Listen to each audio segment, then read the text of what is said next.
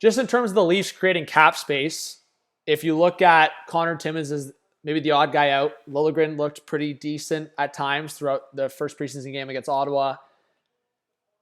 I think they might want the physicality as the seventh defenseman of Simon Benoit. So if Timmins is on the way out, maybe it's a trade. Maybe they just go through waivers and someone else claims him. I think that's a possibility because his cap hit can't get buried, but maybe they look to trading Timmins.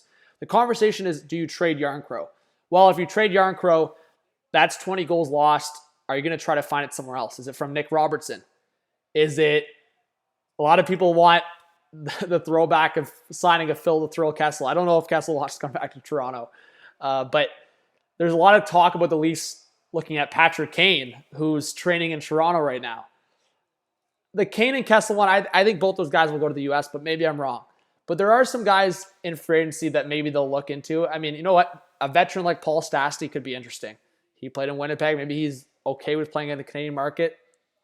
So if you're the Leafs and maybe you're wanting to sign a guy last minute, Stastny, Kessel, Kane, a lot of teams are going to be looking at those three guys, but not a PTO because Stastny's, I don't think he's willing to do a PTO. I don't think Kessel wants to do a PTO, and Kane will just wait till he's healthy potentially.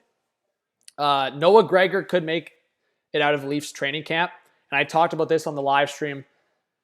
If Noah Gregor looks great, like if he looks good and that speed shows well in training camp and in preseason games, you could do a Gregor, Kampf, and Lafferty fourth line and have Reeves in on certain games like a Boston or Islanders. And then if you're playing a team like Ottawa that has a lot of speed and depth, then you want the Lafferty, Kampf, and potentially Noah Gregor fourth line. I'd love to see guys like McMahon and Holmberg get their looks throughout the season. But at the end of the day, we'll see. We need the experience in the bottom six and the depth scoring. McMahon was struggling to score at the NHL level. Maybe that will come. But I do want to see looks from Holmberg. But in terms of looking at a Kane or Kessel, I think you'd have to move a guy like Jarnkrok to create the space. And then, as I said, if Timmins is the man out, there could be some sense there. But I do want to see Nick Robertson healthy and in a full year. I think this guy healthy could score 20 goals in this league. Maybe I'm still holding on to the hope of the potential. But you know what? I think when Robertson's healthy, and that's a big if, and especially in some of these trainings, like you see the dominance in his shot.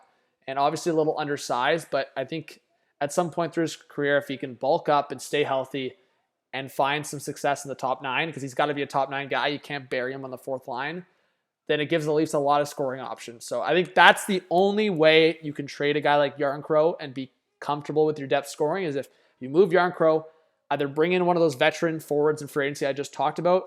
Everyone's going to keep talking about Patrick Kane trading in Toronto and connect the dots, even though I think Buffalo, Rangers, probably more likely, maybe Red Wings.